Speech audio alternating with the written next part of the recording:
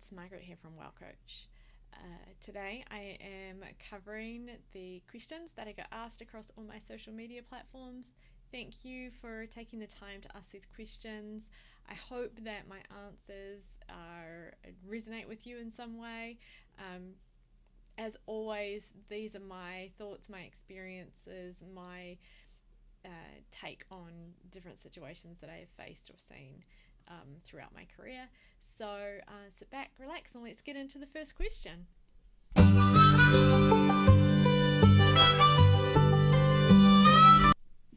Okay, this first question, really great question, and thank you so much. It's quite a tricky one and it made me scratch my head a little bit.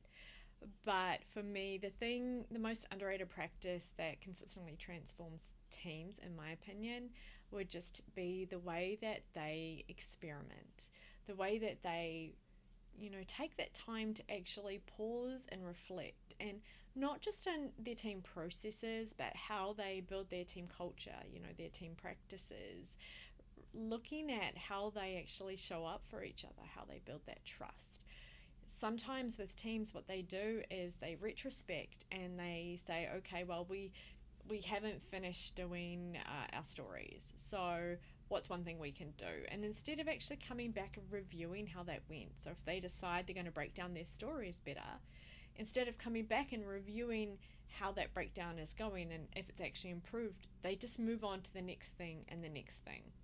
So one of the things that I try and get my teams to do is, when I'm working with them, is actually taking that time to stop, reflect, look at what they're actually going to try and do, and then come back and review that and see if it's something that they should continue on with, or whether they should pause, take whatever goodness they can from it, park it, and then try something else. So that experimentation that I believe all teams really should do more of is something that I think is kind of missing and underrated in our teams.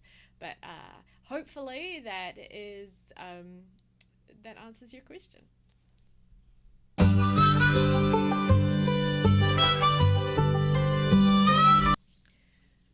Okay, so this is a really good question. I know the world is faced a lot with, at the moment, with people who have gone through redundancies, they're applying for jobs, they're being rejected. Rejection is tough. 15 years ago, I would have dug a hole and hidden from it.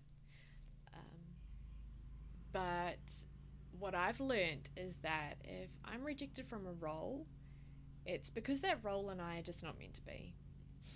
The right thing for me will come when I am my true, authentic self. It's tough. It takes a lot of self-work to be okay with it. But the most important thing in my mind is just not letting your inner critic or your imposter syndrome take over. It's really important that your wise self, which is much more knowing and kinder, is at the forefront. So you just have to take a moment to pause and stop and know that the right role will come your way. It might take time, but the role that you're rejected for is just not meant to be right now, and neither you or that role were really perfect for each other.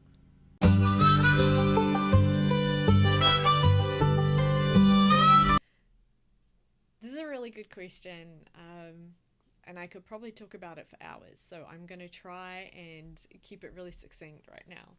So what inspired me to become a coach? There have been a few things over my lifetime that have done so. It started early for me with my grandfather. He was a very influential person in my life. He inspired me to help and support others.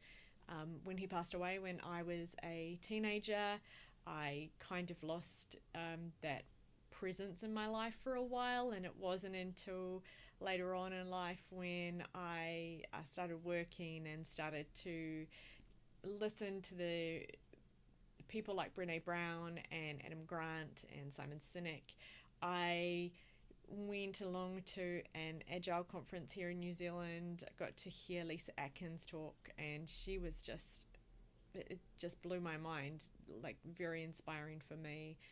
And then I've worked with some amazing coaches in my time, and all of those kind of solidified for me in my mind why I wanted to do this role. And taking that time to discover my purpose, discover my ikigai, that kind of cemented everything for me.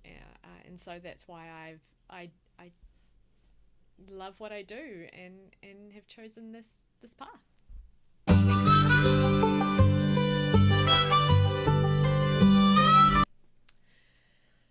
Whew, this is a big question. I have so many answers for this one.